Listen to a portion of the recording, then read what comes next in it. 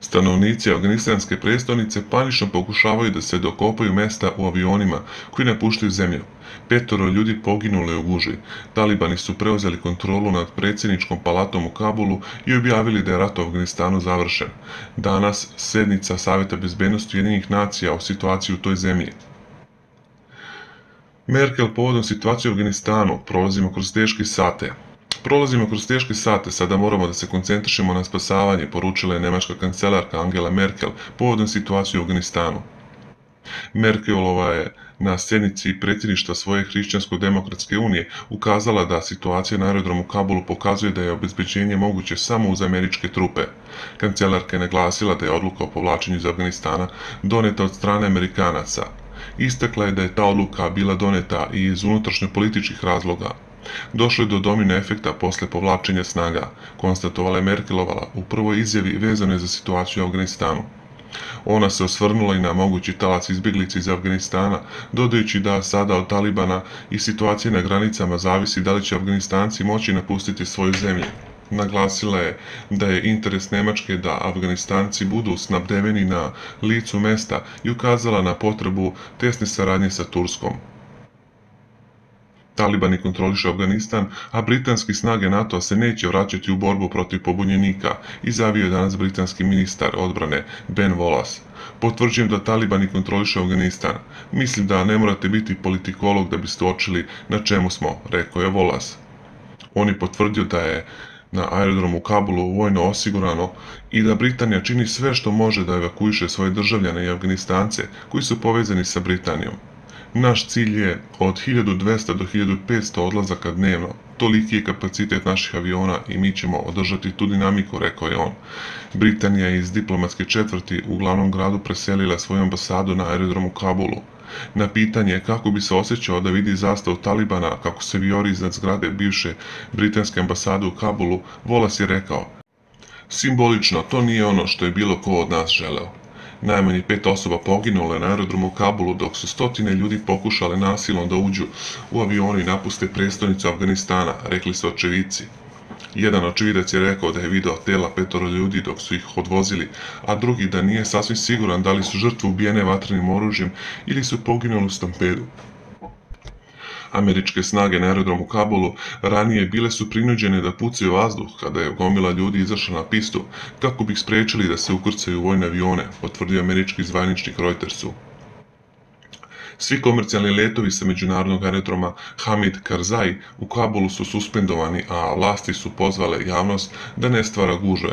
Prema podacima švedskog portala za kontrolu aviosaobraćaja Flightradar 24, 2 aviona iz New Delhija dobila su instrukcije da promijene kurs i ne preleću preko teritorija Afganistana, prenosi TASS.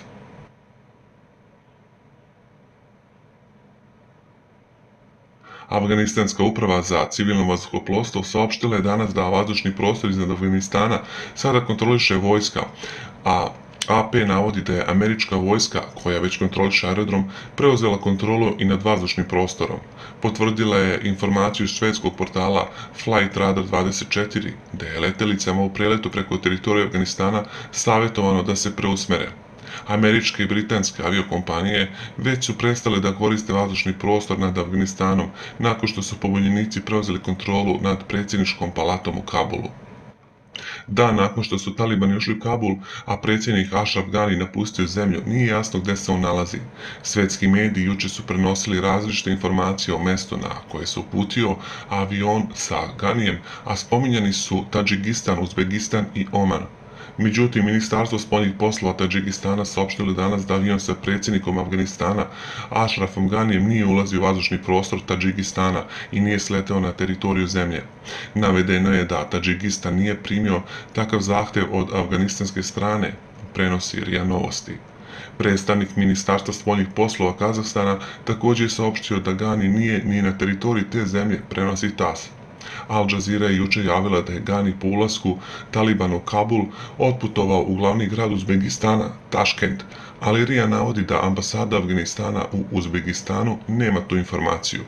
Američke snage na aerodromu u Kabulu bile su prinuđene da pucaju u vazduh kada je gomila ljudi izašla na pistu, kako bi ih spriječili da se ukrcaju u vojne avione, potvrdio američki zvaničnik Reutersu. Taj zvaničnik je rekao da su vojni letovi iz Kabula namenjeni samo za diplomate i osoblja lokalne ambasade. 25 članica Europske unije i više od 40 ostalih zemalja pozvale sve strane u Afganistanu da omoguće bezbednu evakuaciju stranih državljana, kao i državljana Afganistana koji žele da napuste zemlju. Afganistancima i stranim državljanima koji žele da napuste zemlju to mora biti omogućeno. Putevi, aerodromi i granični prelazi moraju da ostanu otvoreni i mora da se održi mir, dodaje se u saopštenju. Ministar spoljnih poslova Pakistana, Shah Mahmud Qureshi, izjavio je da će ta zemlja priznati talibansku vlast u Afganistanu kada za to dođe vreme, u skladu sa međunarodnim konsenzusom, realnošću na terenu i nacionalnim interesima Pakistana. Qureshi izjavio da Pakistan želi dobre odnose sa Afganistanom i da nema favorita kad je u pitanju vlast u toj susednoj zemlji, prenela je Anadolija. On je poručio da problemi u Afganistanu treba da se rešavaju dijalogom, a ne ratom i vojnim sredstvima. Podsjetivši kako se situacija na terenu u Afganistanu munjevitom brzinom promenila, šef pakistanske diplomatije kazao da će Pakistan u narednim danima o afganistanskoj krizi razgovarati sa Kinom, Iranom, Uzbekistanom, Turkmenistanom i Indijom. On je dodao da pakistanska ambasada u Kabulu normalno funkcioniše i da će Pakistan i dalje pokušavati da smiri situaciju i smanji tenzije. Bivši predsjednik SAD-a Donald Trump pozvao je aktualnog predsjednika Josepha Bidena da podnese ostavku zbog dešavanja u Afganistanu, gde su talibani preuzeli kontrolu nad zemljom posle povlačenja snaga SAD-a. Trump je u saopštenju ocenio da je vreme da Biden podnese ostavku zbog onoga što je dozvolio da se dogodi u Afganistanu: porast broja obolelih od COVID-19, uništavanje energetske nezavisnosti SAD-a i sakaćenje ekonomije. Portparol Talibana je naveo da je rat završen, a da će tip vladavine i forma režima biti uskoro poznati. Talibani su preuzeli kontrolu nad glavnim sedištem državne televizije, odakle su se uživo obratili građanima. Obećali su da se neće nikome svetiti i tvrde da ničiji život, a ni imovina neće biti ugroženi. Njihove jedinice su počele da pristižu u Kabul iz drugih delova Afganistana. Izvor agencije TASS u glavnom gradu Afganistana rekao je da se na ulicama povremeno čuju pucnji i da se koristi teško naoružanje. Prema njegovim rečima čuju se i eksplozije, ali su informacije o događajima u gradu oskudne, jer je preporučeno da se kuće ne napuštaju. Izvor je dodao da vojni transportni avioni, najverovatnije američki, otprilike svakih 50 minuta uzleću sa aerodroma u Kabulu.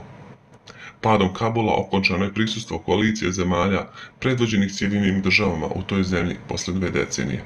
Talibanski borci su zauzeli predsjedničku palatu gdje su istakli svoju zastavu. Vlada je pala, a predsjednik Ashraf Ghani napustio je zemlju. Objavljen je snimak na kojem se vidi kako talibanski komandanti i vojnici slave pobedu u hodnicima rezidencije i kancelariji predsjednika Afganistana Ashrafa Ghanija, koji je napustio zemlju nakon što su talibani u nedelju ušli u Kabul. U Kabulu vlada haos, a stanovnici prestonice i strani državljani pokušavaju da pobegnu iz grada preko aerodroma. Osim njih u Kabulu se nalaze i diplomate i predstavnici nekoliko evropskih zemalja koji također čekaju priliku da se evakuišu.